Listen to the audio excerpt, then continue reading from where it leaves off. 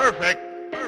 Hello and welcome back to Beerly Out of Bounds, the Beerly Golf Podcast, where me, at Beerly Zach on X, and my good friend, my colleague, and most importantly, my brother, joins me to talk about the world of golf, everything going on. We're going to have two topics today. And the reason why we're going to have two topics is because there is no need for any more. This podcast will still probably go a little over. There is plenty more to talk about, but we will get those things in subsequent episodes. We just want to cover these two topics before they are out of the news cycle. For sure. How are you doing tonight, Zane?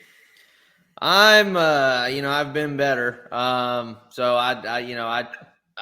just excited to be talking about something, that I enjoy talking about, and having a drink along with it. I'm actually drinking White Claw tonight. I know it's pretty weak sauce. But what are you drinking, Zach? What do you have in your hand? I'm already well on this podcast and the other one, which I am a host, Beerly Football. I've strayed of late. I've been drinking beer. I've been having cider. I've been having scotch. All right, this is Beerly, and to be Beerly, you got to go full American. And so I'm gonna drink a full American beer here tonight. I got a Coors Light. Smith household favorite. Dad would be proud. The mountains are blue. And cold as the Rockies. Cold as the Rockies. That's exactly right. So, I actually haven't had a Coors Light in a while. Let's see how it compares to the other beers I have been having. So, just. Is this the first sip? You're taking the first sip on air? First sip right here on air. All right. Does it bring you back to a better day? It does. When there were lower It doesn't bring inflation? me back to a better day. Yeah. It's fine. Yeah, It's not great. It's just not good. It's just okay. It's just beer. I classify Coors Light, but to be fair to Coors Light is one of the better lighter beers. But you're exactly right. It just doesn't. There's just not a lot there. There's not a lot there. No, it's not a Pilsner, so you don't get the. Oops, sorry. Wow, that was a yipper. It's not a Pilsner, so you don't get the flavor that you get out of a Miller Lite, and it's just not the same. Not the same. It's fine, but I'm glad I have expanded my taste buds with further extraction of alcohol and liquor from other parts of the world. But expanded your horizons. As you can see, or if you're watching this, and if you're not watching this, you can check us out on YouTube at Beerly Sports on YouTube. Check it out. You can see our beautiful faces and hear our beautiful voices, which our listeners on Spotify, Apple Podcasts, Google Podcasts, everywhere else you can find podcasts are getting. You can see my subtitle. It's at Beerly Zach, and every week I have a different subtitle. This subtitle is depressing because it's former long ball hitter. Zane, let's talk about the rollback of the golf ball. Let's talk about how wild this could end up being. Yeah. Everybody's kind of seen it by now. So they announced by 2028, I believe they're going to roll back the golf ball. So they haven't, and this is the craziest part about the whole thing, Zach, is they haven't rolled out an actual plan to do that or when manufacturers have to set it by. I'm guessing it's going to be very similar to the square groove situation, a decade or so back, where, they have a cutoff point and manufacturers will still sell the rest of what they had in stock of the ball before but obviously be selling the new ball on the racks before 2028. And that just makes messy situations because obviously what happened with the square grooves is Ping sued, and people were still able to play the Ping I2 far after the far after they were banned. You could still play them, and they were the only club you could still play. And so it's gonna be weird to see how they do that because I know that obviously the people on tour, they're going to be playing in 2027. They're still going to be playing the ball we're playing right now. I mean, so they're going to stockpile. The balls right now are going to be worth a lot more just because there are people going to stockpile them so that they can hit the ball further. Yeah. And the other thing that we kind of have to talk about is what we heard from the people that have tested this new ball. Allegedly Tested this new ball, but it's both women and men have done it at this point. So Rixon, I think, was one of the companies that did create a new ball and modified it to have their players hit it. And Lucas Glover was rumored to be one of the people that hit it, and he was rumored to say that he had balls carry 242. Now, you know as well as I do, Lucas Glover's not the longest hitter of the golf ball. Yeah. However, 242 is depressing. Yeah. See, that's the problem with the way they want to roll back the golf ball is basically, okay, we're going to use one of these these robot swing things that's going to hit it in the center of the face perfectly, sweet spot every single time, and get the what the golf ball is going to do out of the hot spot. Okay, so two things. One, you're creating optimal position, optimal, not positions. Gosh, you're creating optimal variability to test this thing, which isn't a bad thing, but it messes with your numbers, right? Versus what the actual impact would be. So like, oh, it's like a 5% loss, it's a 10% loss. I've heard 5 to 10% is what I've heard in terms of distance. The problem is, even at the highest level in the game, those guys miss the center of the club face. So if it's 5 to 10% out of the middle, what's it off the toe? What's it off the heel? Because I by that statement by Lucas Glover, I assume it's more like 15, 20. Well, that's a really great point. Yeah, I mean, so like, and for all the people that are going out there saying, "Oh, 5 to 10% is not going to change your life," like, but one of the most egregious ones on Twitter, and this podcast is currently an enemy of another podcast. Okay, how do you call your podcast "No Laying Up" and support a golf ball distance rollback? Oh my God! Yeah. How do you call here's the problem. Here's the problem, Zach. You've got a lot of people out there saying that people need to hit the ball shorter. See, on that note, we're actually in agreement. Because you only have so much real estate. You really, like, for instance, we were talking about not hole 12. That's a par 3. Was it hole 11? They had to keep building it back at the Masters. Is it hole 11 leading up to the par 3? I think it was. Anyway, so they had to keep pushing that thing back. So they had, eventually they had to buy more land on the backside of that tee box to make it to make it so people don't keep just cutting the corner. Now, that's partly stupid because that's already a difficult golf hole. Yeah. Even if you do cut the corner, and it's a fantastic shot if you're able to cut Yeah. the corner. But there is a point where you do have a problem with real estate. Yeah. But what is so short-sighted about this golf ball thing is back whenever they did the square groove ban, what was the argument, Zach? What was the argument on the square groove ban? Wasn't the argument that it was like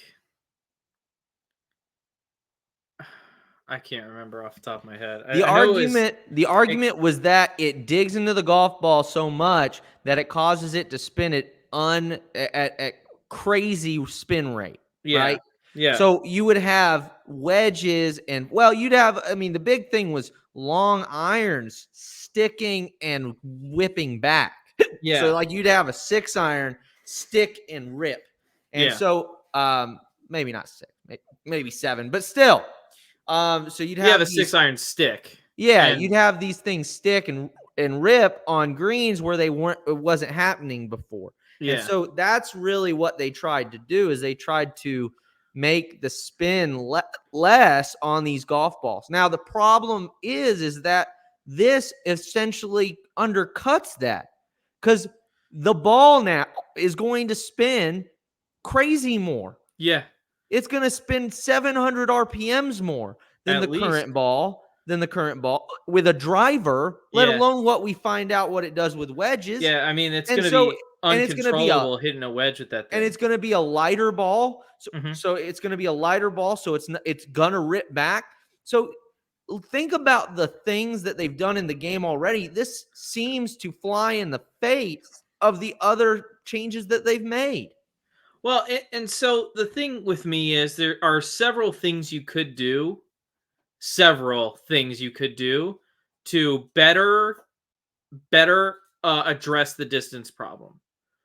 Number one, and this has been my opinion since the idea of a golf ball rollback came out about a year ago. When they did the model rule thing, right? Yeah. Is you shrink the driver head, make it punishing to be off the center of the club face.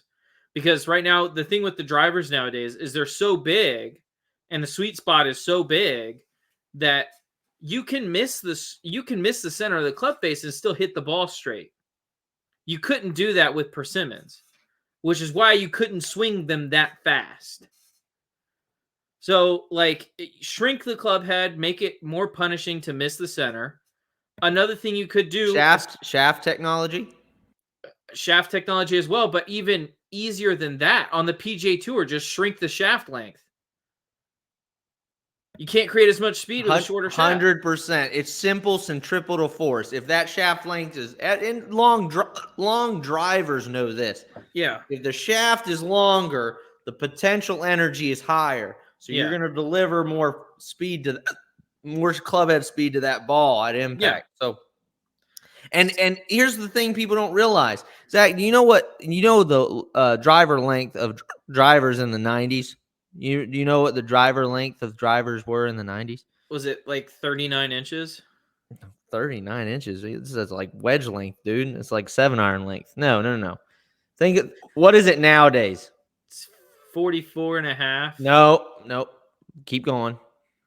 On tour, the average 45 and a half to 46 is what a typical driver is nowadays. Yeah, but on tour it's shorter. Understood, and that's because they're trying to hit it straighter. Yeah.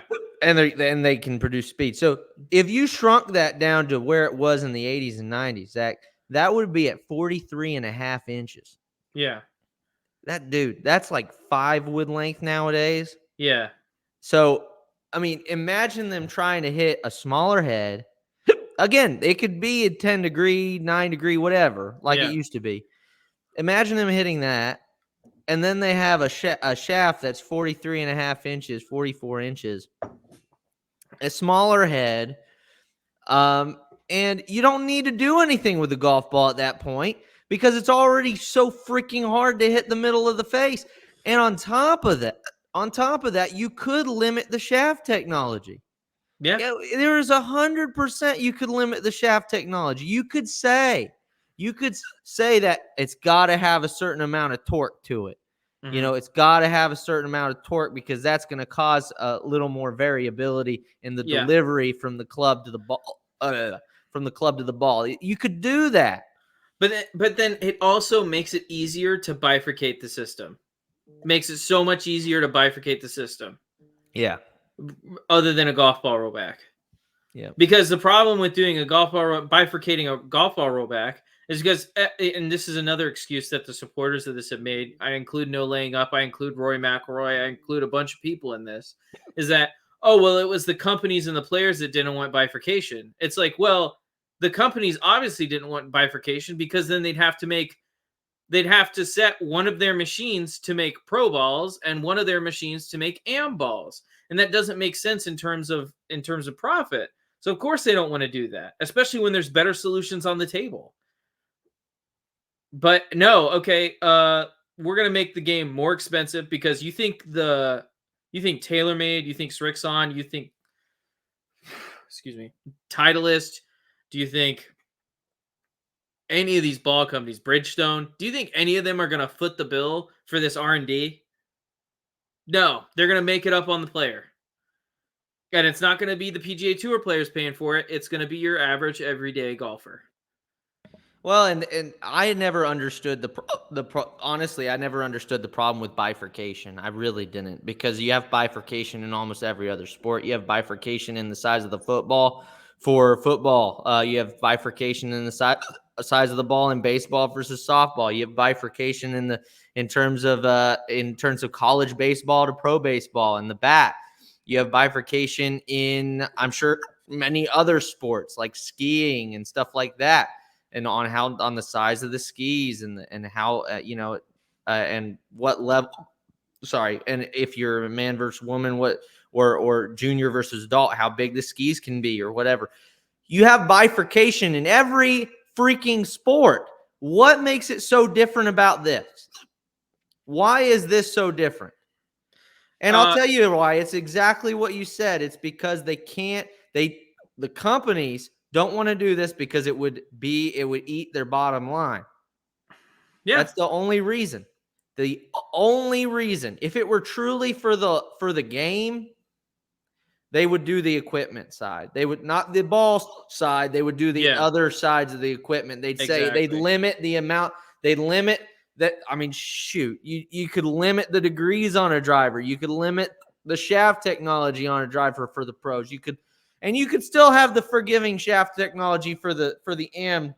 That's what I'm saying. The bifurcation would be so much easier with these other solutions because these shafts are already in production. It is easier to cut down a shaft than it is to make an entirely new golf ball. Yeah. It is easier to make a smaller head. TaylorMade already has one. Yep. It's easier to make a smaller head than it is to use the R&D to create a completely new golf ball that has to conform to all these new regulations. Yep. And it's easier to separate the system. This is a pro driver. This is an AM driver. This is, and they, by the way, they already do that with clubs. Yeah, they already do. You're exactly right. You got the triple diamond, which is mostly used by pros, better players. You have the max heads for more draw bias. A draw bias, typically more forgiving.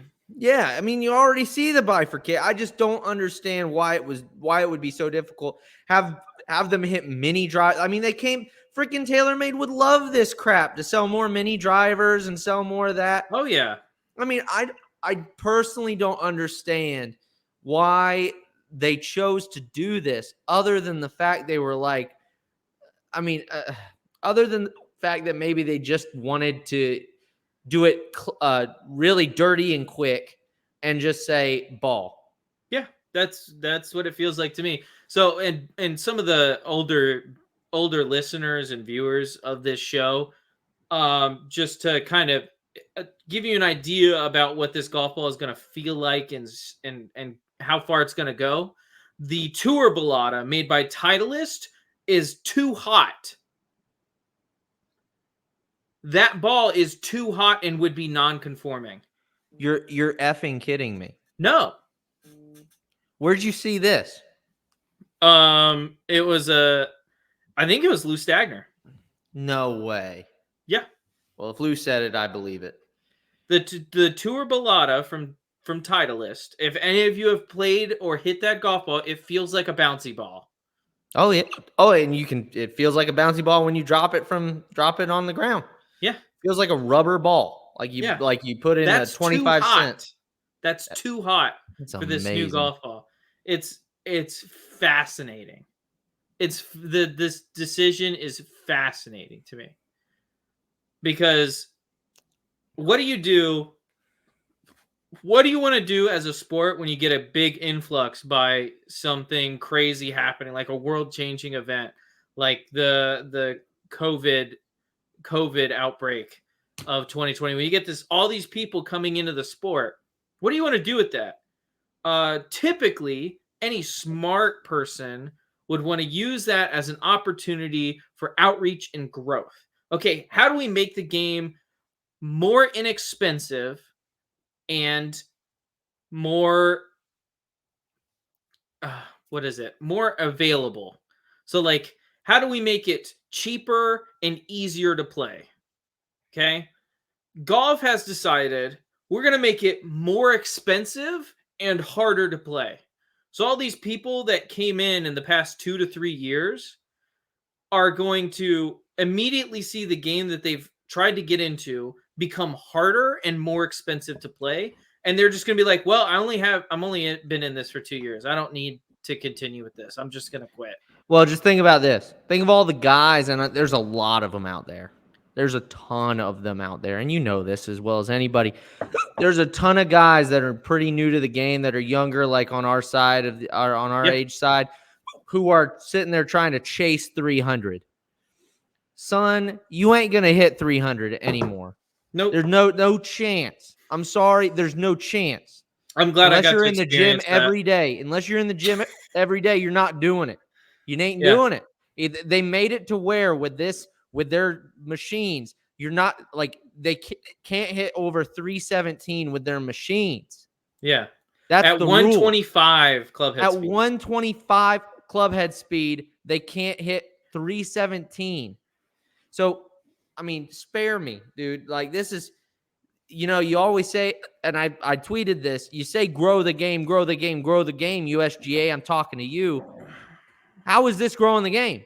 How is this good for anybody? It's deliberately shrinking the game. Yeah.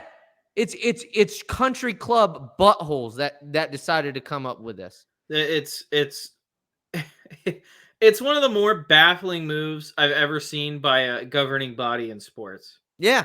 It's literally the elitists going, yeah, we don't want this many. It's the guys that complain about there not being enough tee times available at golf clubs and thinking that's a bad thing for golf. Yeah. That's what it is. Those are the guys.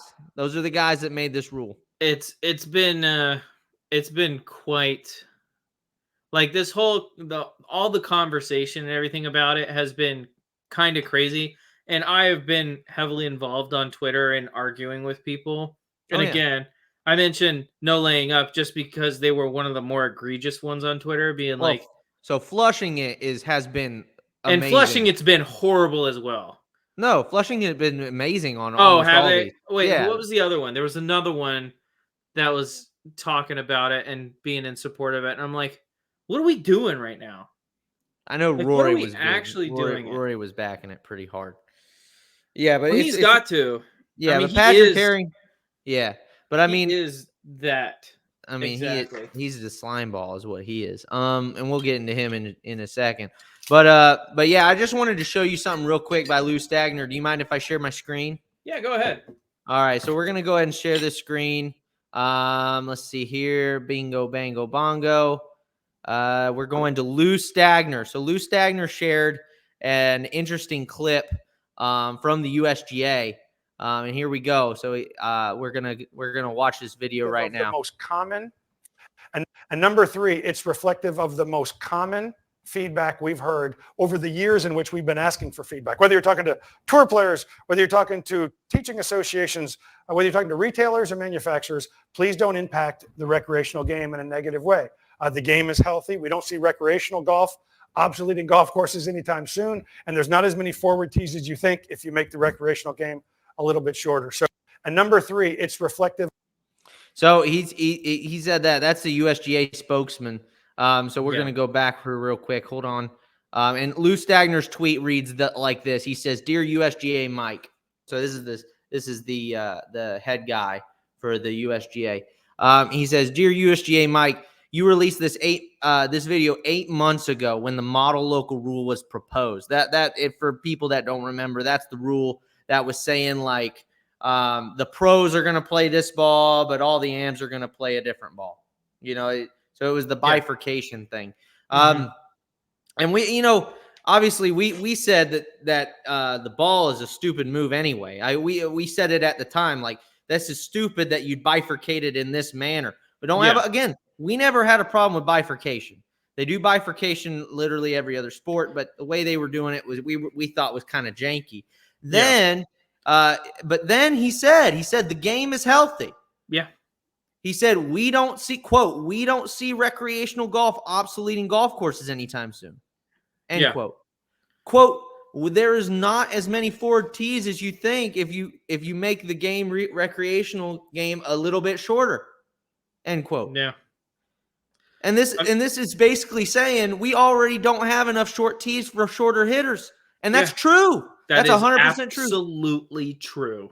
And if we reduce the distance, the problem gets even worse. Yeah. Martin Slumber, CEO of the RNA, said, quote, "At the core of our proposal is a desire to minimize the impact on a flourishing recreational game." And then he says, and this is Lou saying this now, he says, "Has something changed in the last 8 months that we should know about?" And I'll tell you exactly what changed in the last 8 months is they got together and they were like, golf's been kind of like, I can't get tee times on the weekend.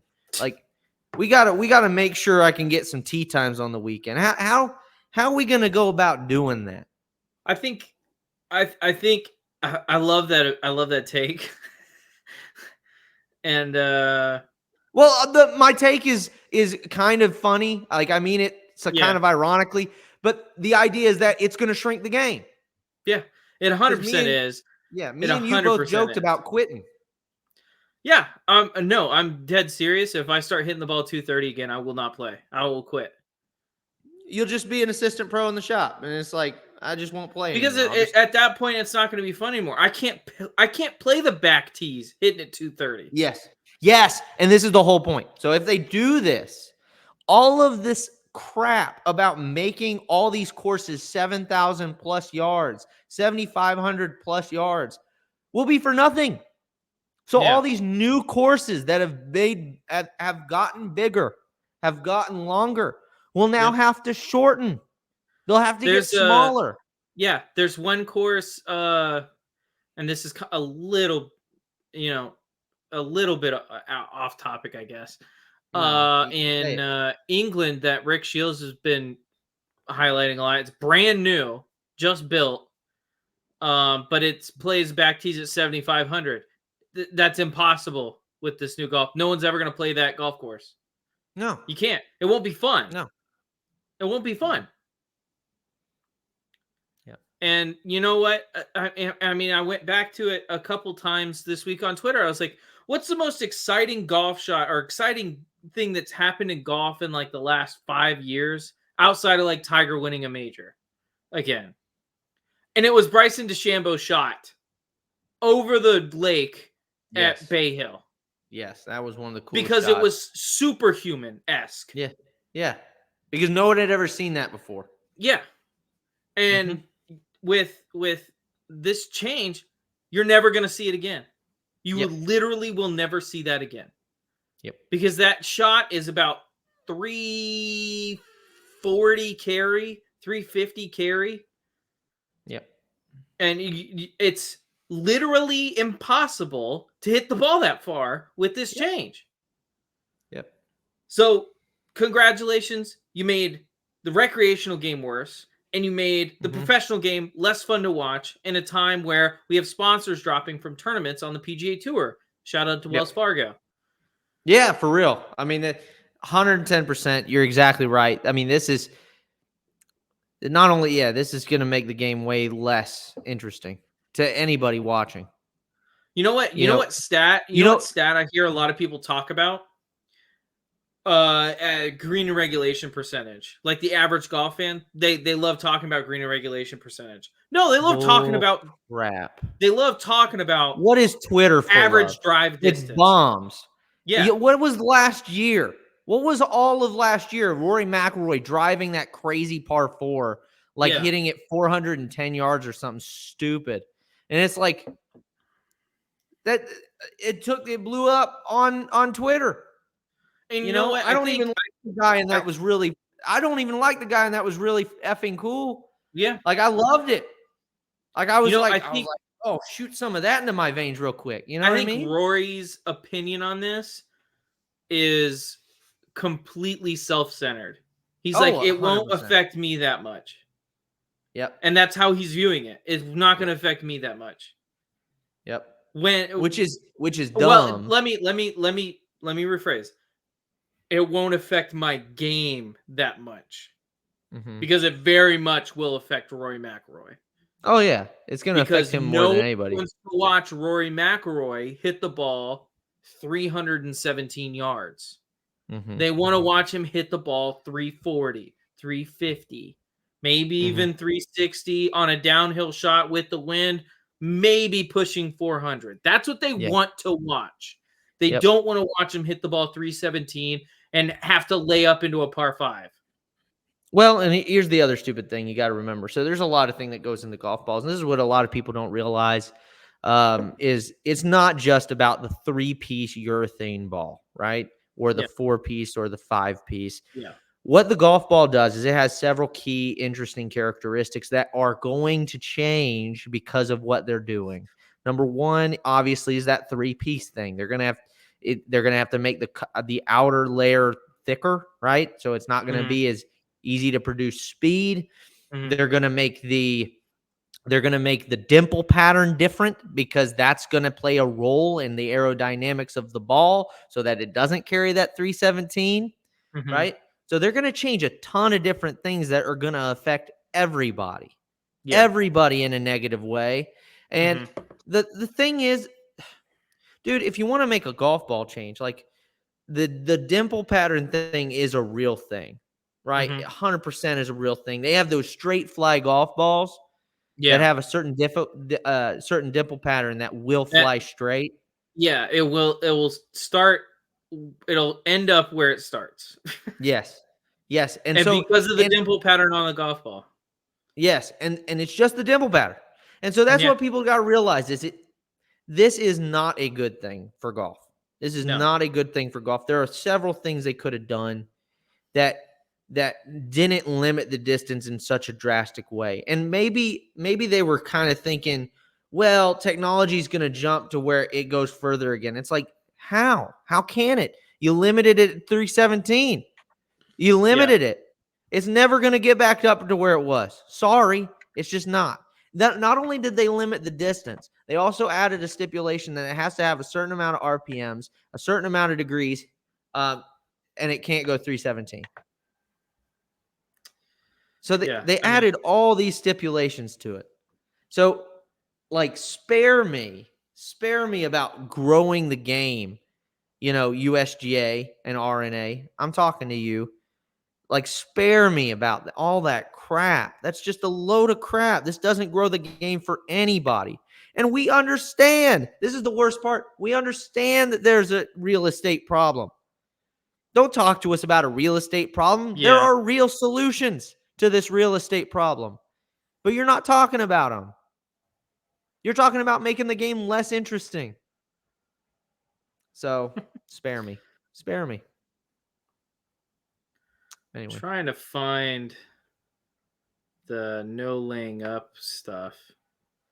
Look for a second. Hold on. Yeah, well, no laying up's been wrong every step of the way on pretty much everything. I mean, they really have. They've been. Yeah, they've bad. been super, super all over the place. It's been bad. It has. Um, So anyway, I want to read Patrick Harrington's thing real quick while you're trying to look for that. Okay. yeah, So Patrick Harrington, he was responding kind of to Rory. Rory was obviously full throating it. He was really backing it. And so I don't know if you can still share my screen. I've got the thread right here. yeah. Um, There you go. yeah, so it says there's a lot of arguments to consider with this rollback, many of which we will only be decided with time. As individuals, we all have biases of what we think, and as such, we need a governing body to make decisions on our behalf for the greater good. As much as it's easy to hate politics, and he said I particularly hate committees, it's the most widely used system to solve the NIMBY in all of us. He says the most recent equipment changes have all been made under the guise of it's good for the game and will separate the best players, which can be interpreted as it's better for those that hit most greens and fairways. Nearly all golfers hate to see a great ball striker being great ball striker being beaten by someone holding putts.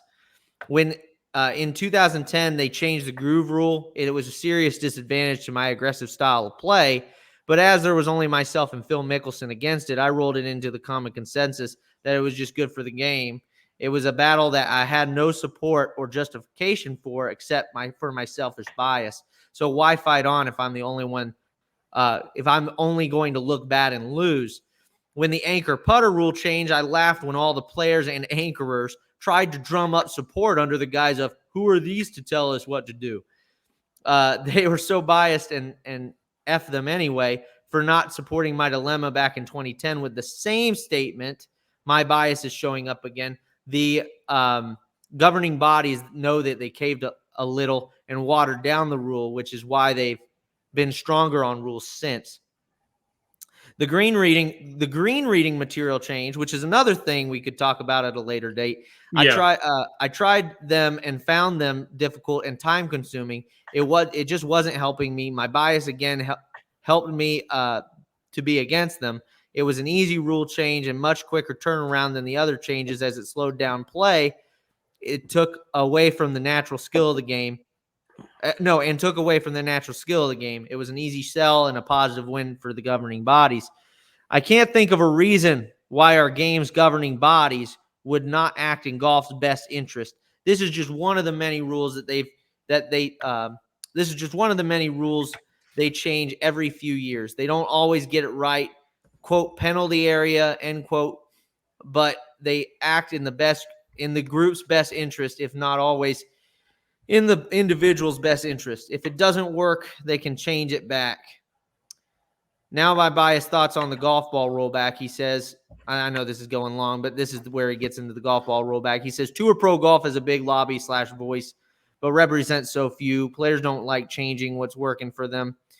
A few might want to take a risk if they are comfortable in their position. I'm just not sure as to which player it'll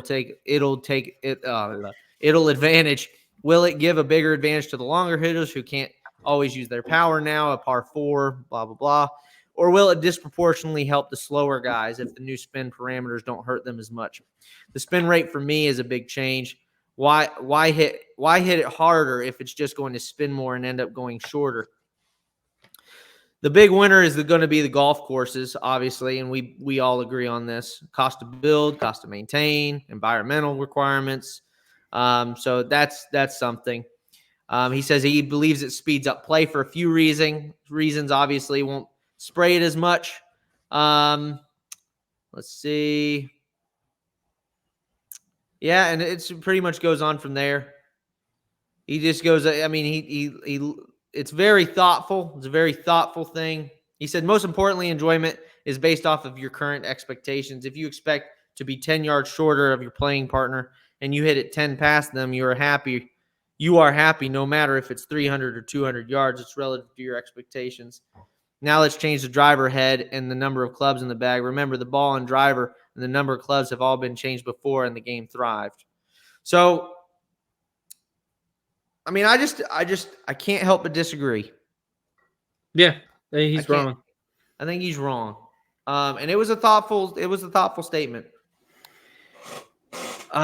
It was a thoughtful statement, but Lou Stagner pointed out he pointed out exactly right. He said if everyone gets shorter, pace of play gets worse. Yeah.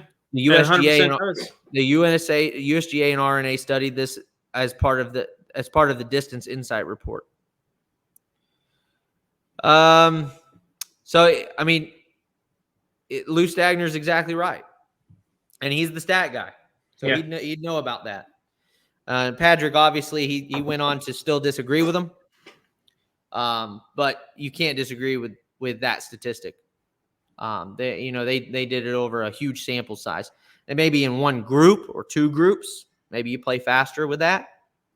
But overall, here's the thing. It has to be slower. Yes. It has to be. Yep.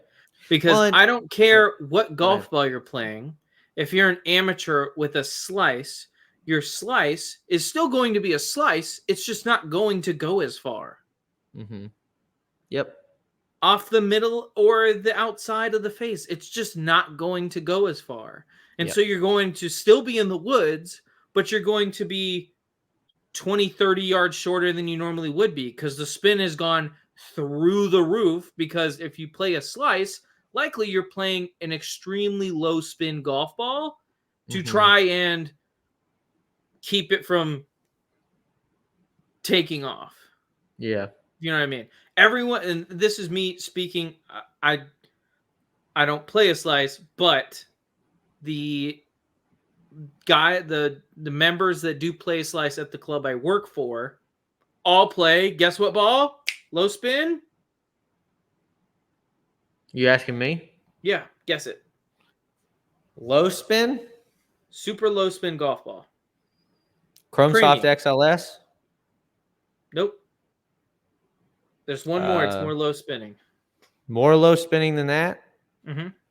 Is it the AVX? There you go. The AVX. Everyone at the course that plays a slice plays the AVX. Because when you're slicing the ball, typically you're cutting across it and coming down on it as well. So they play the AVX so it doesn't spin up. So their slice is still there, but at least it's not spinning up. They're getting decent distance and roll out of it. It's not hitting and stopping. So now the ball is still going to, it's just going to be shorter slice. And they're still going to be in the woods, and it's probably, and they're going to have to punch out or be out of bounds. And it literally will make the game harder. What's the one thing every amateur is chasing? It's distance. Yeah. I mean, 100%. Some amateurs aren't going to want to do it anymore when they can no longer do that to any avail. Yeah. Well, and here's the thing is all those amateurs that you're talking about right now, they've all tried to get further and further back on the tees. Yeah. All these new courses, they're made for the longer ball. They're made for the longer ball. And this is just why it doesn't make any sense and why I advocate for bifurcation. Because if you're good enough, you can afford to get shorter. If you're a pro, you can afford to get shorter. If you're just a weekend warrior, yeah, dude, you don't want to get shorter. Or are you effing kidding me? Forget about weekend warriors. What about the old guy that plays 6 days a week? Yeah. That guy's not playing 6 days a week if he's hitting the ball 20 yards shorter. I can promise you. No, because exactly to the point of somebody like Lou, who's saying that they already have a problem not having enough forward tees. Yeah. So if you have these senior players playing on the senior tees, which is too far for them, most of them. Yeah. Most of those guys hit driver hybrid into par fours, even from the senior tees. Yeah, man. And here's the worst part about it is they're not going to get the rollout. That's what's going to kill them. It's not so much, you're not going to see a huge difference in carry as much. Yeah. But you're going to see a huge difference in rollout. Yeah. We're talking about the difference between like 25 yards of rollout and 5 yards of rollout. Yeah.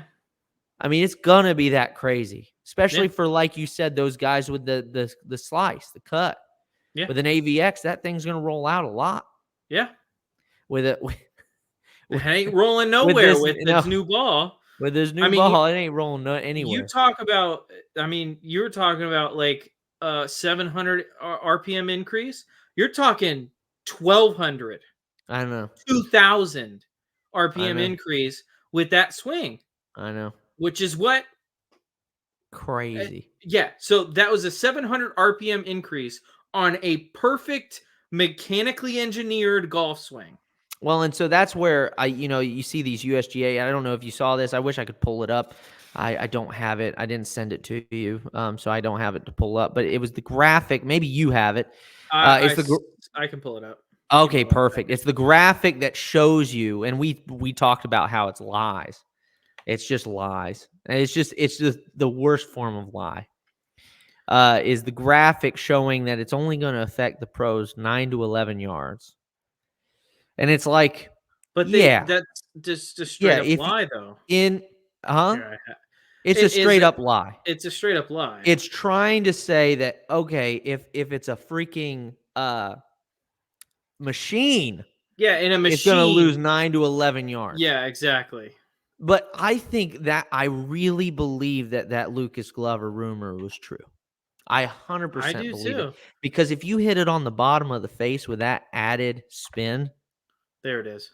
Dude, if think about this for a second, if you hit it, that's just crap. If you hit it on the low side of the face with that spin, dude. Yeah. That's how it goes 242 right there. Yeah. Just saying. That's how it goes 242.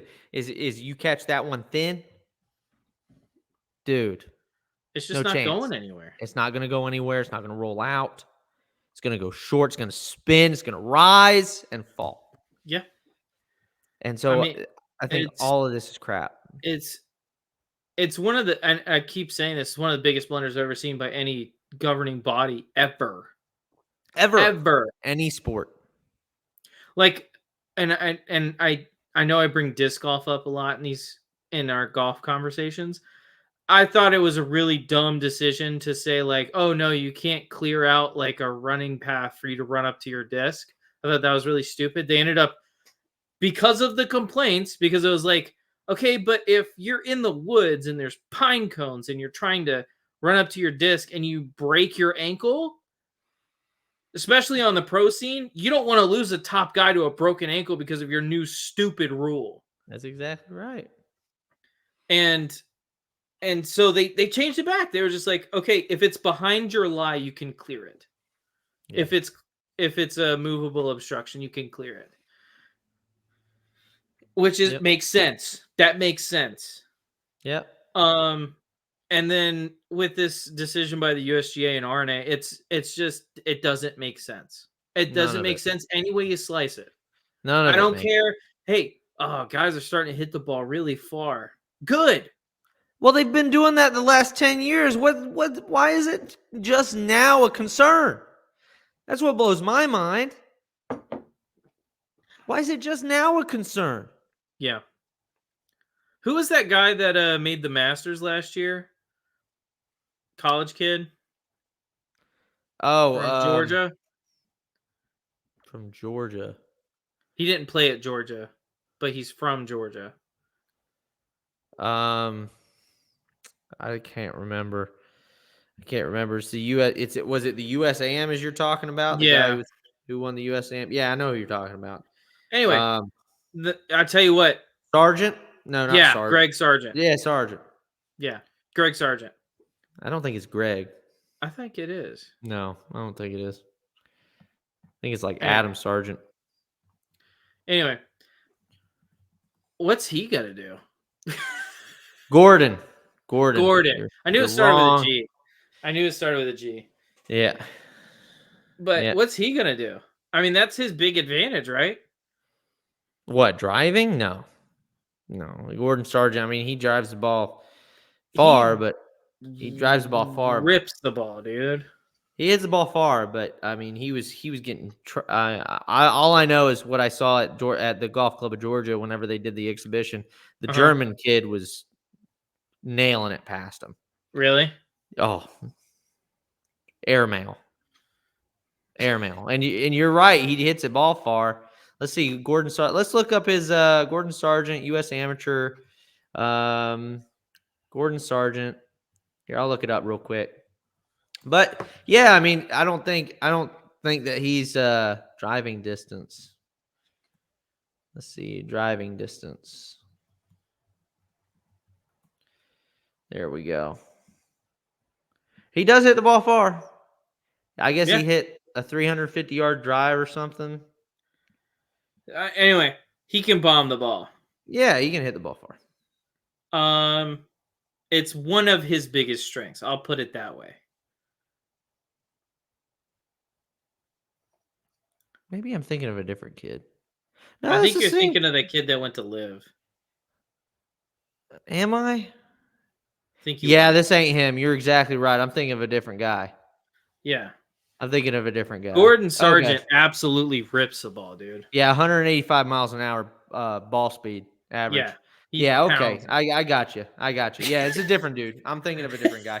His average driving distance is 327.3. So he's pretty far. Keep talking while I go get another drink. So my point is all these young guys coming up have all worked really, really hard to gain the club head speed in order to hit the ball as far as possible. Because Bryson was absolutely right. He was. Distance is king, especially at high level golf. Especially if you're accurate. Look at Rory McIlroy. Now, will this golf ball change make their balls any less accurate? No. Do these guys miss the center of face all that much? Absolutely not. What it will do is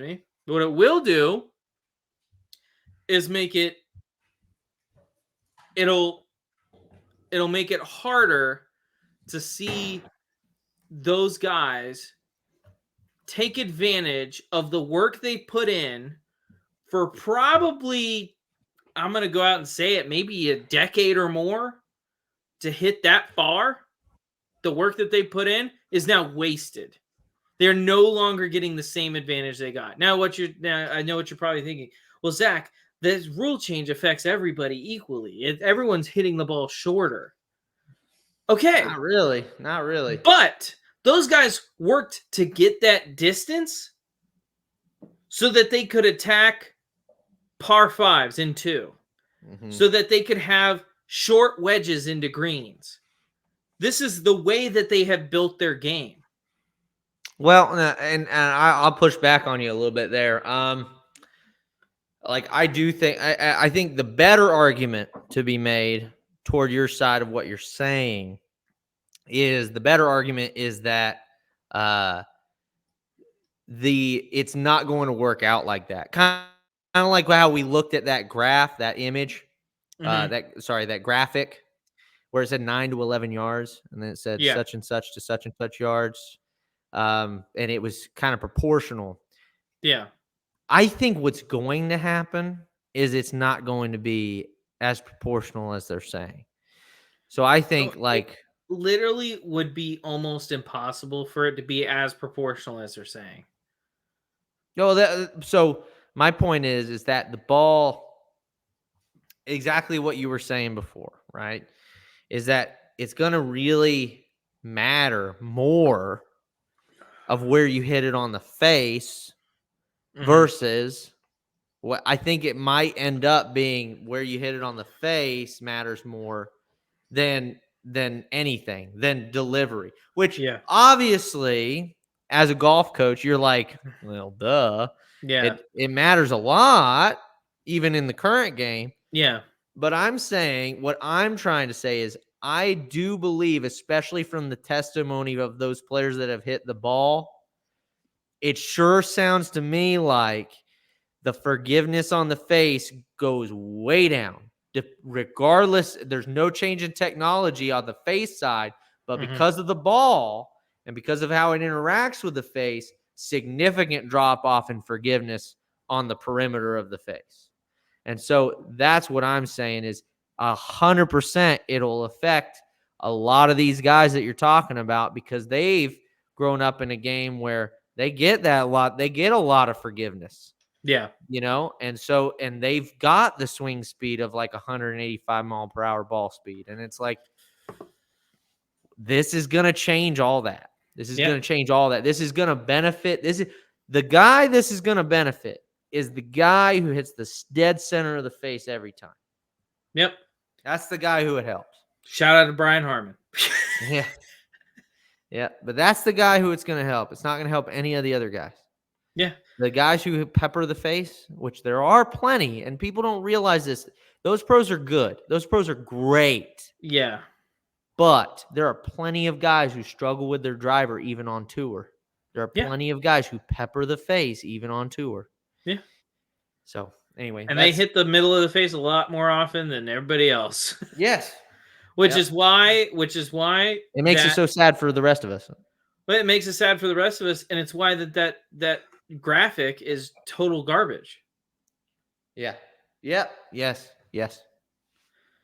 Anyway, to end this topic, I think we've made our stance clear. This is awful for the professional game and the eyes that are going to try and watch it. Yeah. It is awful for the amateur game. It's a travesty. Yes. It's a betrayal. It's a betrayal. It's a betrayal. Yeah, it's a betrayal of golf. 100% agree with because you. What do you do? Again, I'm just going to restate this to end this segment. What do you do when you have a growing sport? According to the USGA and RNA, you shoot it in the kneecaps. No, you shoot it in the head. Well, no, you kneecap it. No, listen. It's not a headshot. Golf will go on. It's not a headshot. No, it's not, Zach. People have lived from headshots. Okay? I'm sorry. Greatly diminished, but they have. Come on, man. No. People have lived from that. Headshot literally means, if you're talking in the realm of metaphors, headshot means you're dead. Listen, that's what it means. Listen, in the realm of metaphors, you're wrong. You're wrong. There are stories of people getting shot. Oh my God! Up to the back of the head and living. It's one of those. Golf will survive. You're. I'm sorry. But the now growth, you're trying to. Let me be clear. Golf will survive. Let me be clear. The growth that we've experienced over the last 3.5, 4 years is gone. Kneecapped. That's why you say kneecap. They baned us. They baned golf. They cracked. They broke the back over the knee. They took a 12 gauge and shot us where you hinge the leg. That's what they did. No, they took a 12 gauge and they shot us in the kneecap. They baned us. They broke our back. It's a backbreaker. That's what it was. It was a backbreaker. Okay. Yeah, they baned us. Well, that makes way more sense than your headshot thing. So I think honestly, I'm dead serious. I think this is gonna kill the growth that we've experienced. I agree. I'm stunned by the decision that they made. Yeah. I'm just stunned because it's like, okay, well, if the manufacturers don't want to do it, if I'm the USGA or if I'm on that board, if I'm in those discussions, I'm like, then okay, we won't do it. Just don't do it. Mm-hmm. We can make changes in other ways to bifurcate the system, to keep the growth of the amateur game strong and still curb the distance on the pro game. Yeah. Let's do that instead of changing the ball for everybody. Because it was exactly what you said, Zane. It's a quick and easy solution for them to say, okay, we're changing the ball, rather than going the specifics of changing equipment. Yep. It's quick and dirty. Yep. That's what it is. That's what it is. Quick and dirty. All right. In other news, the top 3 player in the world went to LIV Golf. Yeah. Wait. Hold on. It's time for that part of the show. Barely LIV. Let's go. I can't believe you kept that icon. Absolutely, I did. That's awesome. Kept that logo. Took him 5 seconds to make it, and he's pulling it out every chance he gets. Barely LIV. So, Jon Rahm. We're barely alive. Jonathan Rahm Rodriguez is getting Jon Rahm official, by the way, not Jon Rahm PGA anymore. Yeah. On X, did you see that? I did He- see that. He even changed his freaking handle.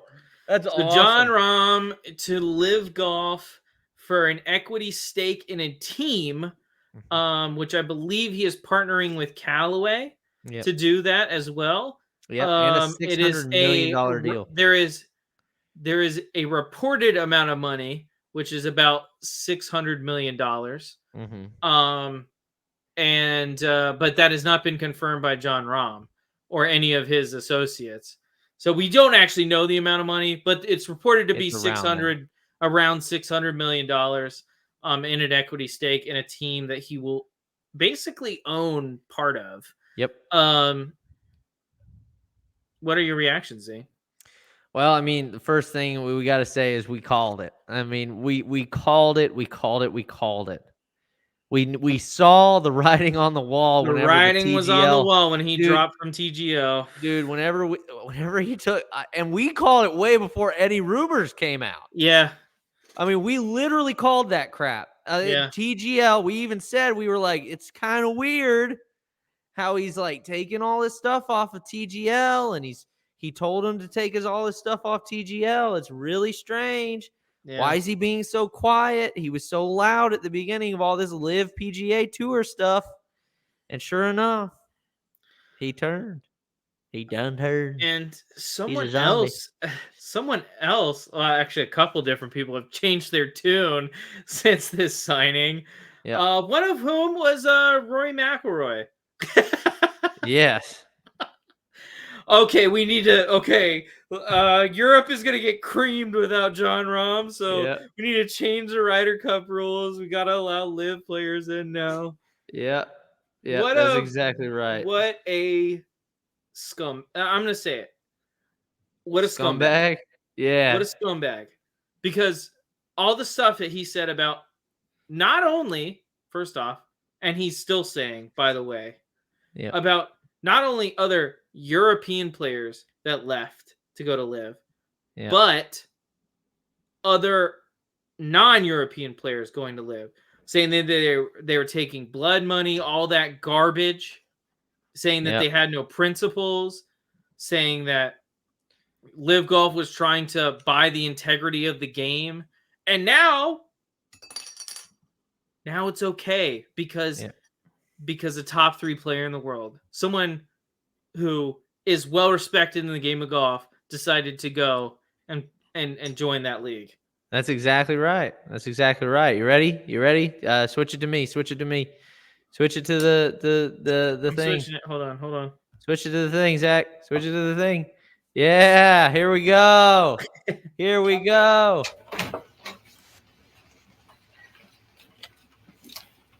Hello. Hi. Michael Scott Paper Company to see Mr. David Wallace. I wish believe I we're could- expected. Yeah. I wish I could just post John Ross' face over Michael. Well. How How the turntables.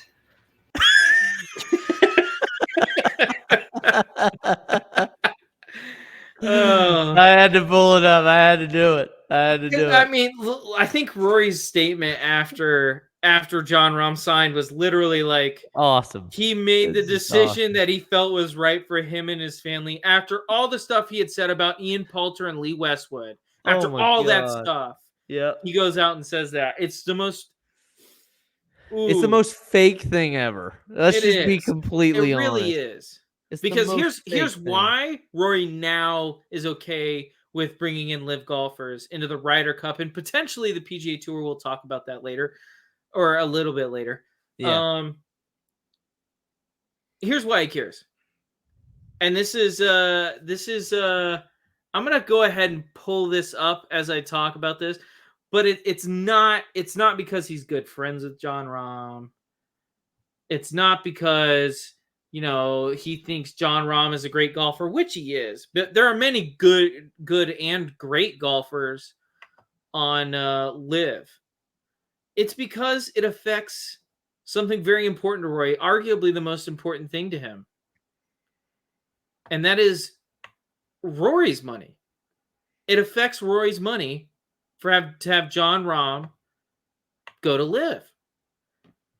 And it was actually, I think, Nuclear Golf tweeted this out. Hold on, let me pull it up. Pull it up, please. I have an idea of who this is, by the way. It's anonymous, but I'm pretty sure the I know. Adam Shipnick thing. Yeah. Yes, please do. Please pull that up. I had it 100% ready. sure I know who this is. Yeah. Please put it, because that we've got to go over that. We've Okay. got to go over that. Sounding off a LIV golfer and former Ryder Cup teammate.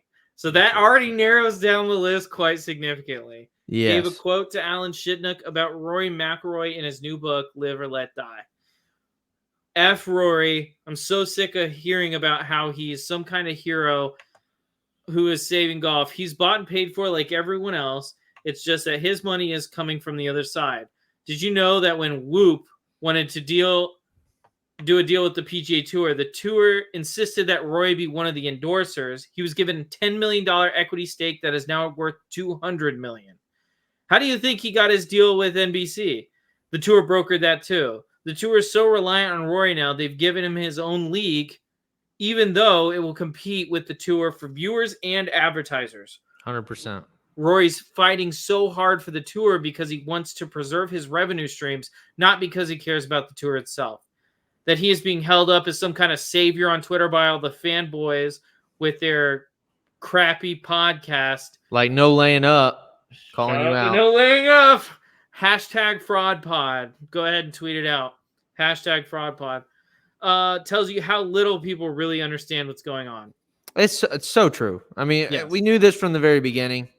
Zach Stradamus, I'll let you use that term right now. But we called this from the very beginning. We knew it was more than just. We knew it had to be more than just simply the integrity of the PGA Tour. Why? Yeah. Because he literally got paid in the better half of his career. Jumeirah, who is a Dubai company, was paying him crazy amounts of money. Dubai has been known for their indentured servitude of the people there. I mean, big quotes around that. Yeah. Yeah. I mean, so it's like, I just don't see how you get around the fact that all those people like Brandel, and we'll get into Brandel here soon. I'll show you kind of his take on this whole thing. Yeah. Their whole whipping around now is just because the tides are turning. Yeah. People are changing their minds on this whole LIV thing. The last 3 events that they had, the Adelaide, Chicago, and the other one, can't remember which one it was at this point right now, but they were huge. The crowds weren't anything at the beginning. Nobody argued against that. We even said, look, the crowds look a little small. It is new. It's hard for something like this to draw attention really early on. They don't quite have the talent there that the PGA Tour has at the current moment. We said all those things at that point. But now, since they got all the talent, they got all these teams, they got the atmosphere. I mean, Adelaide was crazy. Yeah. The watering hole, oh my God. Yeah. It was bigger. It seemed bigger than the Waste Management. Yeah. It just did. Yeah. Seemed crazier than the Waste Management, at least. Yeah. And LIV Golf, whereas the PGA Tour purports to be worldwide, LIV Golf actually is worldwide. Yeah. It's a worldwide tour, a worldwide league. Yeah. PGA Tour does like 80% of their tournaments here in the United States, which again, not a problem. I don't hate that. Not a problem. Yeah, I don't hate it. It's not a worldwide league.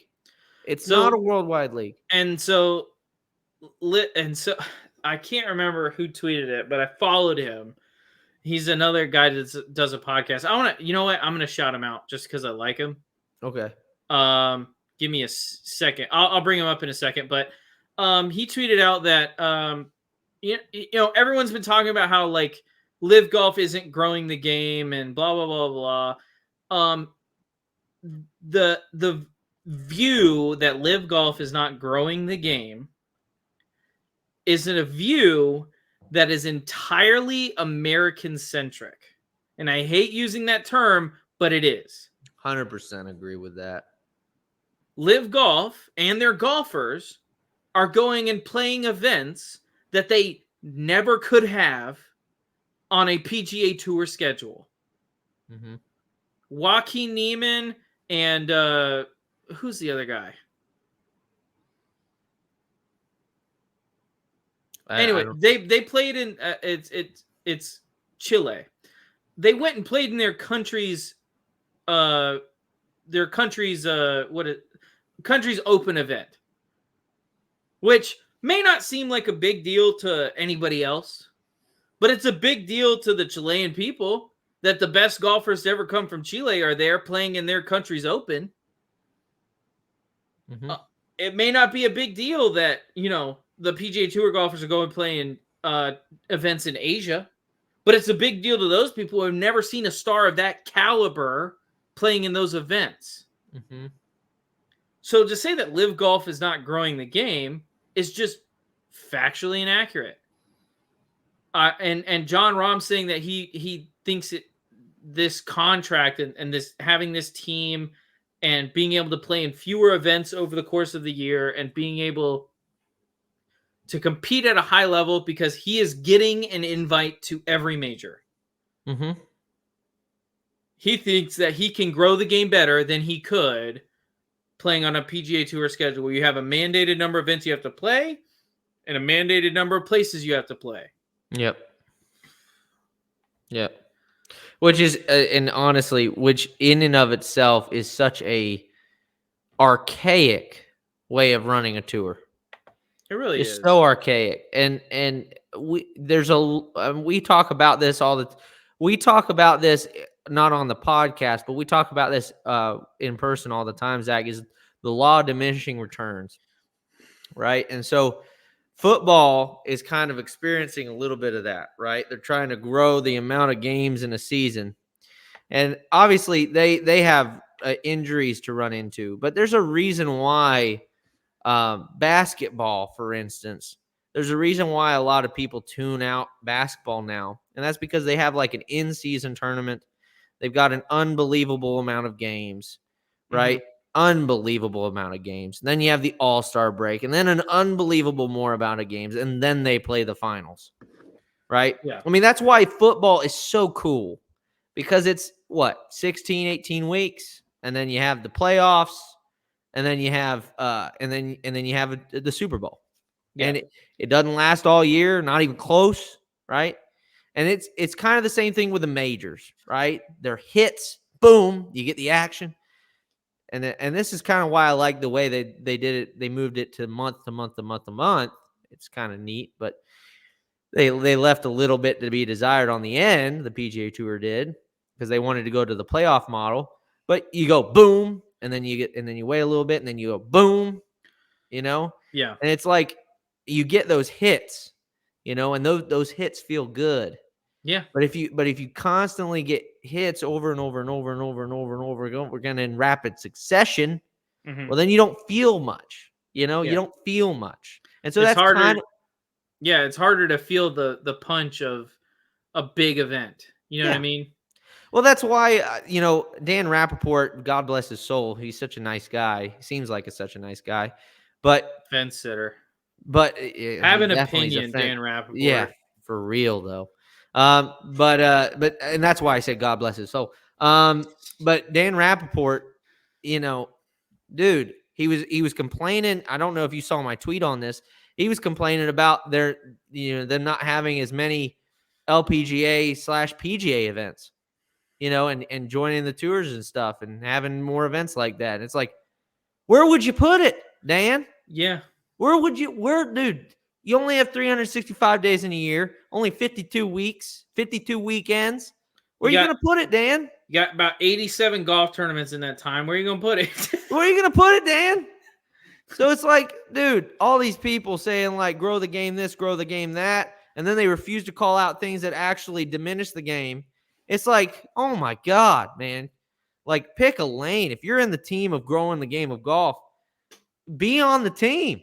Be on the team. But this whole thing where it's like, oh, it would be such good for the game to have more LPGA, PGA events.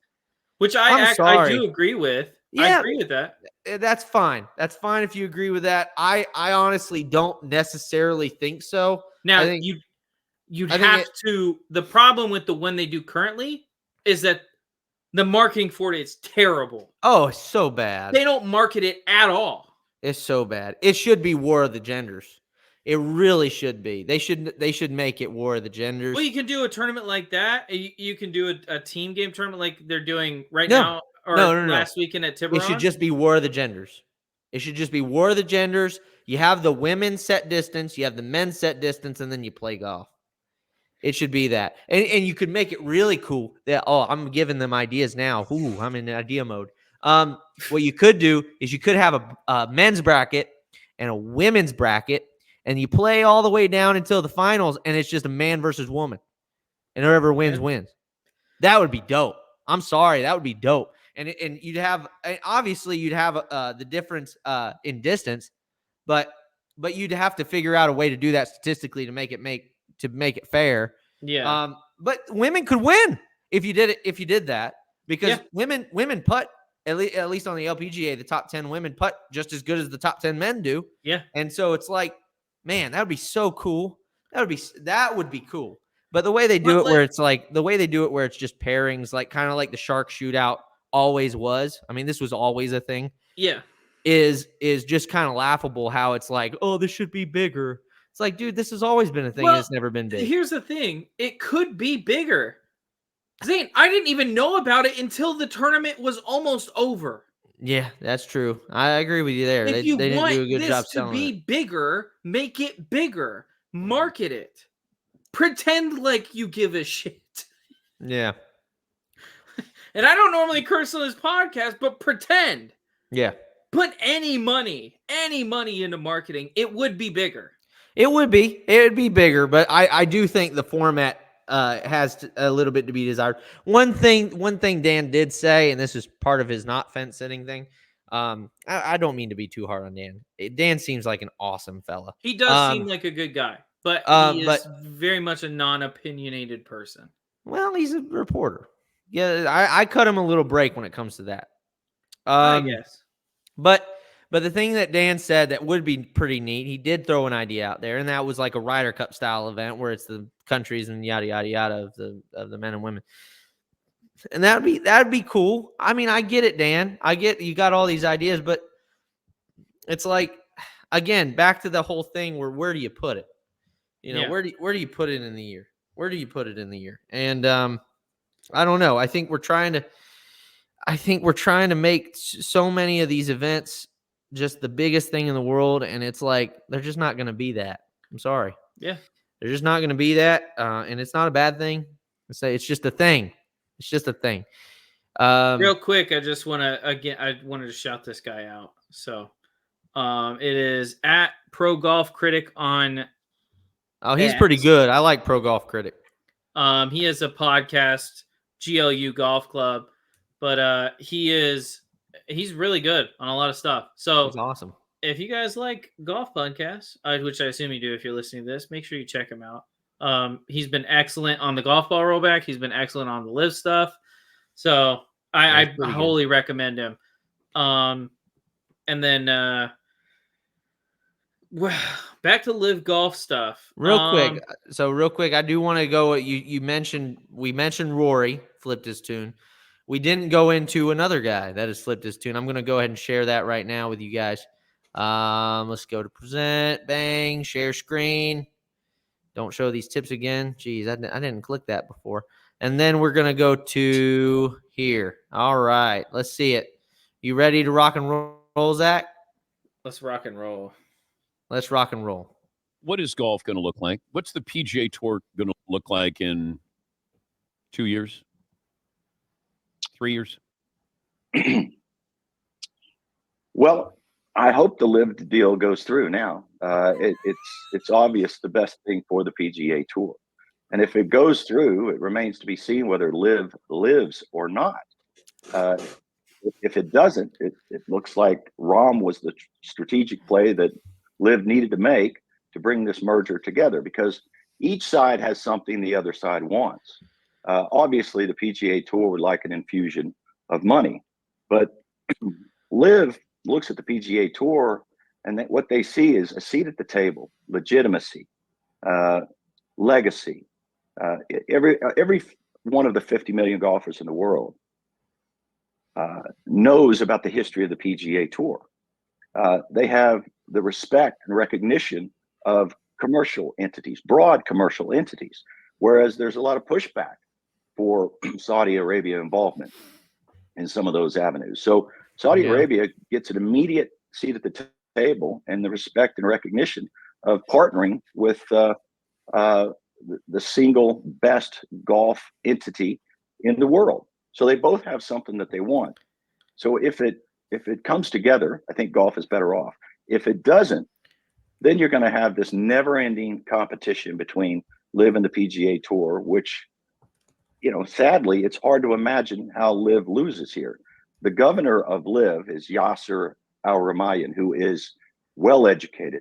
Actually, he's the governor of PIF. Very charming, and can be quite intimidating. And he loves golf. So, I mean, what do you think about that, Zach? Real quick, give me your thoughts on what Brandel said. Pretty far cry from the hellfire stance he was throwing around at the very beginning of all this, huh?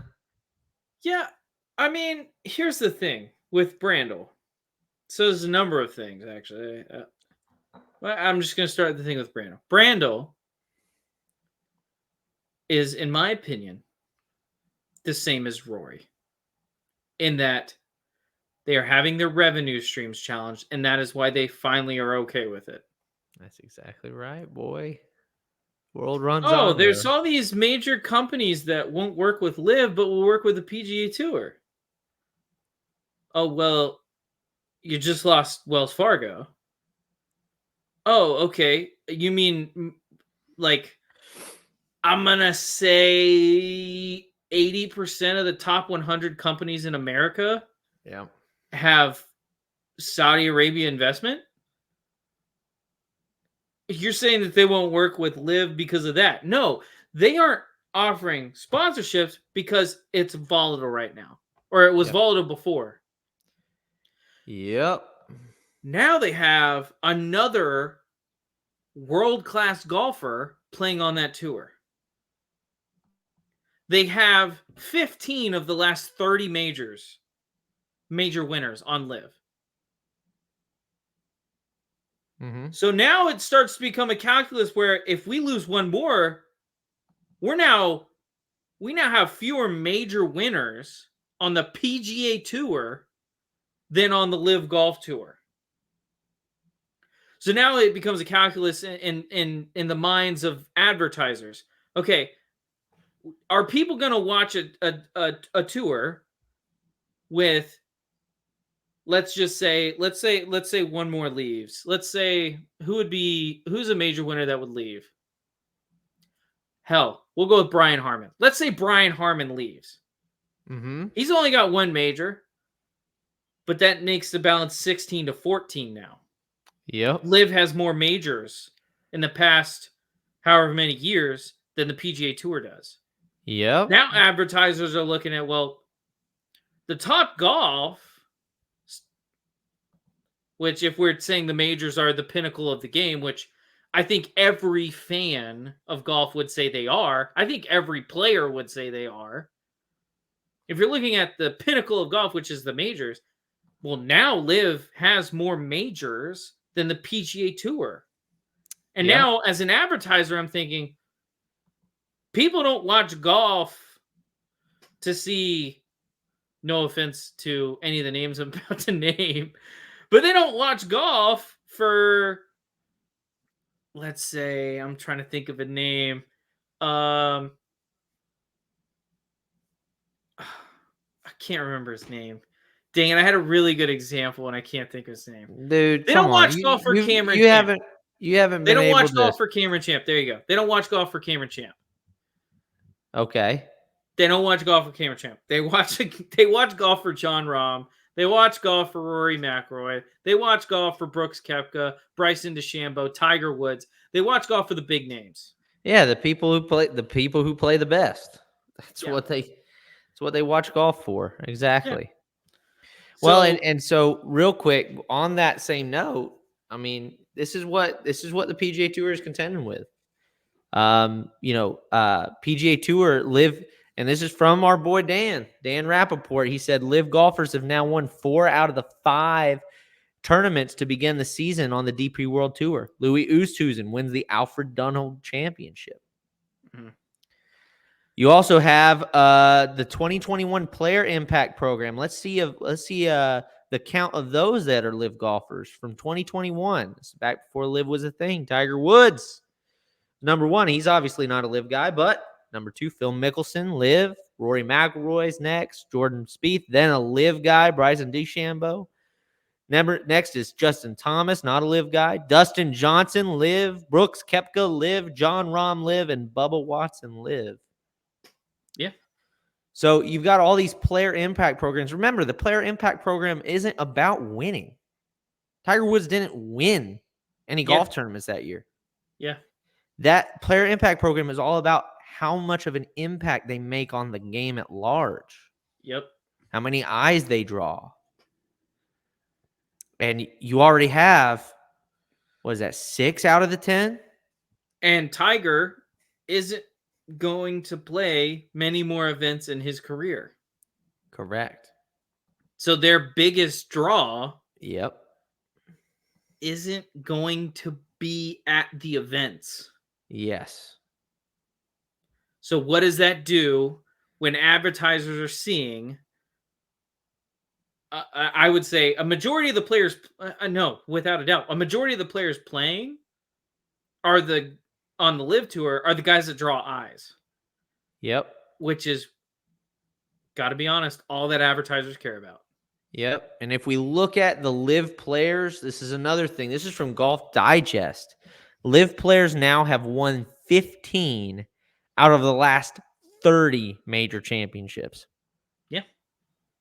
So, this whole argument that people were making at the beginning of all this, where, LIV is just for those washed up has-beens. Yeah. They're just for the washed up has-beens, the people that can't make it, man. They can't hack it. My favorite is when people are excited to see Tiger play because he's the GOAT, but they call Phil Mickelson washed. Yeah. And Phil Mickelson's won a major more recently than Tiger. Yeah. Yeah, the oldest major championship winner, right? I think so. And not only that, he's been in contention at a major more recently than Tiger. Last year Masters. Yeah. That's exactly right. I think it's crazy. I think it's here's the problem. All right, here's why they flipped their script. Because before, let's be honest, Brooks had been out of the limelight for a little bit because of his injury. He hadn't been playing as well because of his injury. Mm-hmm. Okay. Bryson DeChambeau is an exciting player, but he's one guy. Mm-hmm. Dustin Johnson, he's more of a late 2010s, like primo golfer. But he's still very good. I'm not saying he's not great. He is. Mm-hmm. Cam Smith is a really, really, really good player, but he's not as big of a draw with eyes as some of the other guys. So they're thinking, okay, well, as long as they don't have like a John Rahm, as long as they don't have one of those guys, we're fine. We can ignore it. And now with the John Rahm signing, it's impossible to ignore. Correct. We can talk down to them because they don't have that guy. Yep. Even though arguably Brooks Koepka, since becoming healthy, because he's not having to play 26 tournaments a year, and you just see him when he's healthy and at his best. Yep. Because of that, because Bryson DeChambeau doesn't have to play 26 tournaments a year, you get to see him when he's at his best, and he can shoot sub 60 rounds. Yep. And that's why I really think that the whole, and John Rahm even said it at the time. If you remember back, if we can go back to the Wayback Portal, Wayback Machine, John Rahm voiced his concern back when they added more tournaments to the required list. Yeah. You know, he was one of those guys that said, man, this is going to make it hard to see the family. It's going to make it hard to do other things. Mm-hmm. You know, there's some tournaments I just don't want to play in. What about those? And so that's the thing that we have to, you know, as a player, John Rahm probably had to contend with is, you know, what does this look like for home life? You know, is this gonna affect me? And that's probably how he felt about the whole TGL thing, because that takes up Mondays. Yeah. Like, this is the thing that the TGL, this is the worst part about the TGL for me, is just the exhaustion that it's going to bring from golf. Yeah. Oh, I just watched golf Thursday through Sunday. Now I have to watch golf again on Monday, and it's a simulator thing. Come on, man. Yeah. It's just. I'm going to use the old Joe Biden line. Come on, man. Come on, man. It's like, that's just so dumb. It's just so dumb. It's baffling. And then to steal, we talked about this, to steal the idea about like, oh, we're going to name everything golf club. We're going to have 4 players on every team. Mm-hmm. We're going to have players that are captains on those teams. Yeah. For no reason. Like, isn't Justin Thomas the captain of Atlanta? Atlanta, yeah. After his worst year of his career. What are the qualifications to be captain? Oh, I know. You have to be friends with Tiger.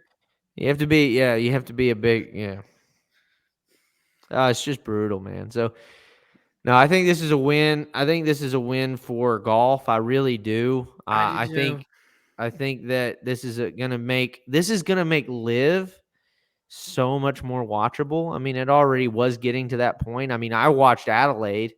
Did I watch a little? I watched a lot of Chicago.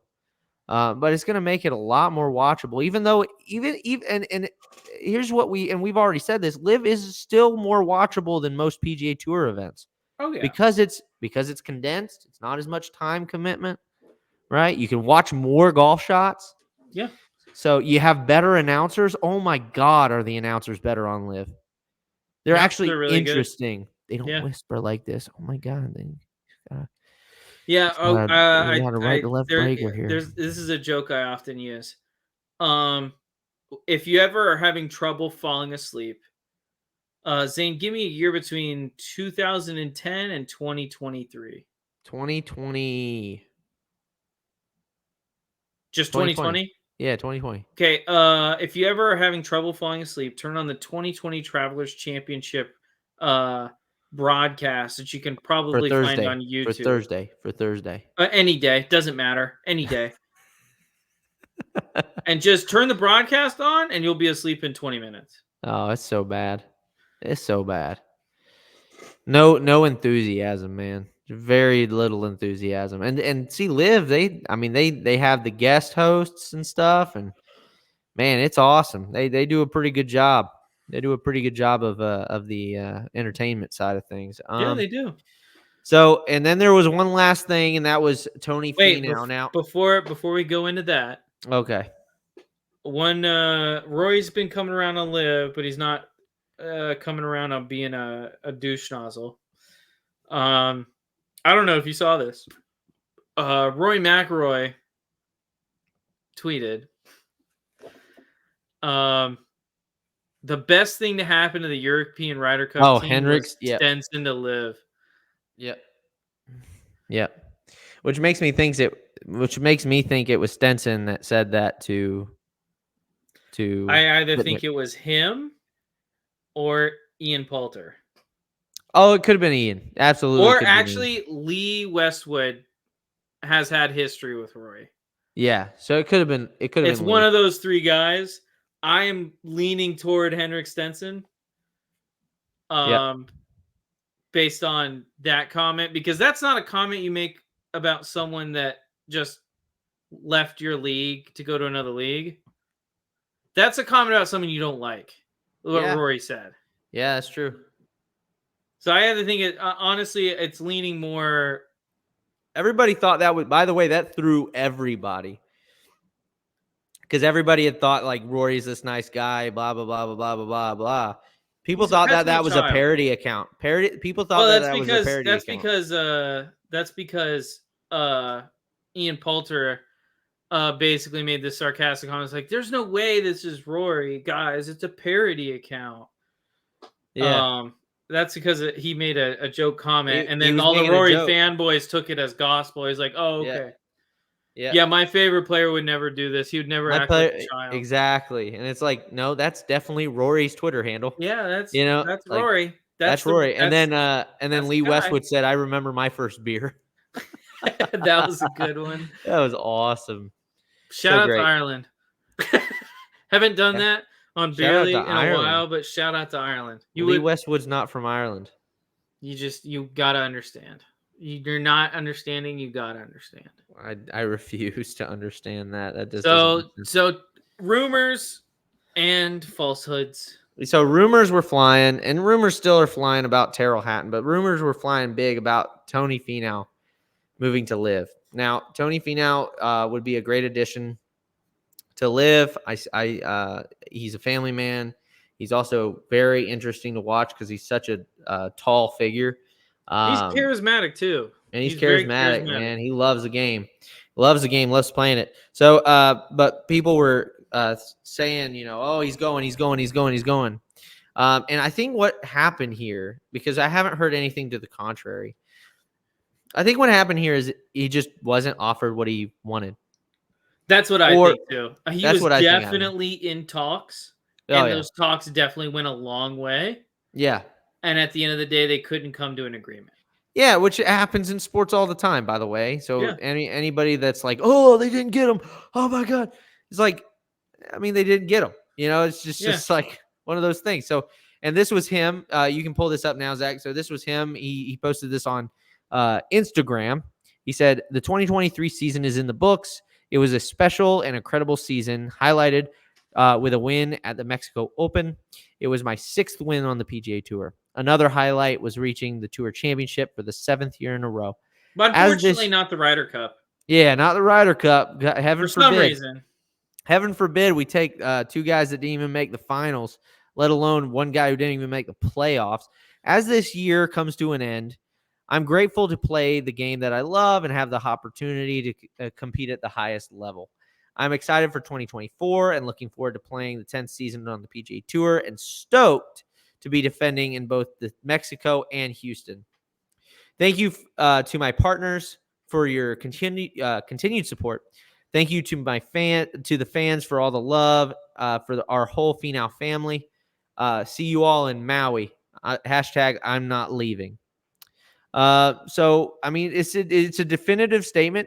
He's definitely not leaving the PGA Tour this season. Who knows if he leaves next season? But yeah, I think it depends on how much of a disaster TGL is. It does. I think a lot depends on how much of a disaster TGL is. If it's only a minor disaster, I don't think it'll convince some people to leave. Well, dude, it's going to have a setback since the whole thing blew up. I mean, we're going to get into that. That's so funny. We'll get into that later. We'll get into that another time. But freaking God doesn't even like it. Yeah, God even hates the idea. This is every day we stray further. It's literally like God, like ripping the temple in half. You know what I mean? It's like, yeah, he was like, this can't happen. You get all these signs and you don't listen. God swiped left. Yeah. God entered the chat. But yeah. So anyway. By the way, if one weather event can destroy your league, yeah, it probably wasn't much of a league to begin with. I mean, come on, guys. Yeah, and it was just the testing facility too. It was like, oh, come on, guys. So yeah. Well, I mean, that's all I got to talk about. Zach, do you have anything else you'd like to bring up? Just on the Tyrrell Hatton stuff. I just want to what's your likelihood of that happening? Well, now, obviously, because the Finau thing didn't happen, I think a little bit less, but he does seem like a guy that's like a no nonsense guy. Terrell Yeah. does, and so He's funny too. John Rahm seemed the same way, Yeah. and so John Rahm leaving leads me to believe that he will. Finau is a lot more family oriented. He's also he seems a lot more agreeable, Yeah. just in temperament. Yeah. And so I think agreeable people like Scotty Scheffler and all them, I don't think they're going to leave. And disagreeable people like Rory McIlroy are just too stubborn to leave. Well, yeah, I mean, he's on the other side. I mean, he's disagreeable. Well, also, I don't even think he would be offered a live deal today. No, it's because of how it's because of how strong of a stance he had on on it. I don't think Greg or the Piff guy can't remember. I don't how think you they want pronounce him his on. name. I don't think they want him. on. Yeah, I don't think they want him anymore. And that's just too bad. Well, it's not too bad. It's actually a good thing. I think It's a good thing. It's a good thing. Anyway, but that's all I got. Anyway, you got anything else? That's all I have for tonight's show. Zane, is there anything you want to plug before you head out? Yeah, real quick, I just want to and this is about to get a little more serious. I just want to thank everybody. You know, some things happened this past week, 2 weeks, and I just want to thank everybody for the support. You know who you are. I'm not going to get any more specific than that. I just want to thank everybody for the support that they've given me and my family. I had the Nine and Winers today at the course. I was doing their little holiday party, so I set up a par 3 for them at the course. It is like a little short par 3. It kind of reminded me of what we used to do at the first tee, and they had a blast. And I set up the waiting staff set up their little room, and I drew like little decorations on the door anyway, and they made some really nice ladies in that group. Let me tell you, really moved me. And they gave me a gift for the holidays, and they just wanted to thank me for everything that I've done. And they all wanted to wish my wife, to recover, which I do as well. Want nothing more than her to recover. And so if anybody's out there who believes in God, I mean, I do. If anybody out there, I don't care what God you believe in, but if you could pray for me and my family, that'd be fantastic. That'd be awesome. And Lord knows a lot of prayers have already been answered. So anyway, that's I'm sorry I got a little on the heavier side.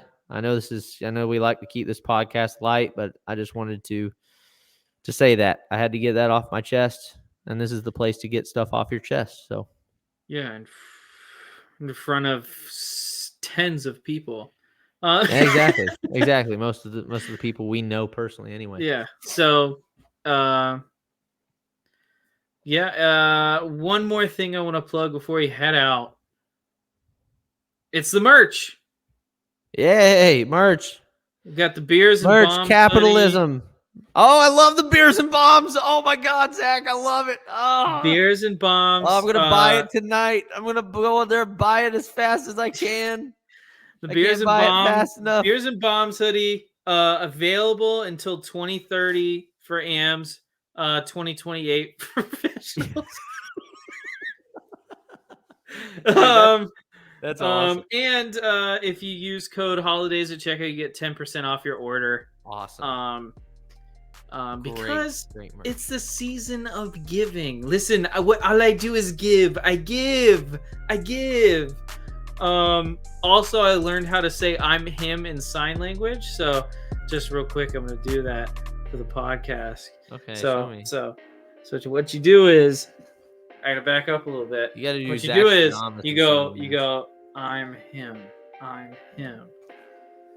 So you got to do that where I can actually see you. A lot of it was underneath the. So it's I'm him, and then you go I'm like that. I like that. I do. Alrighty. So thank you guys for tuning in to this week's episode. We'll have much more to talk about next week as we try and catch up on all the golf news. Hope you guys have a wonderful week, and we will see you guys next week. Yep. See, I can do it. I told you I could.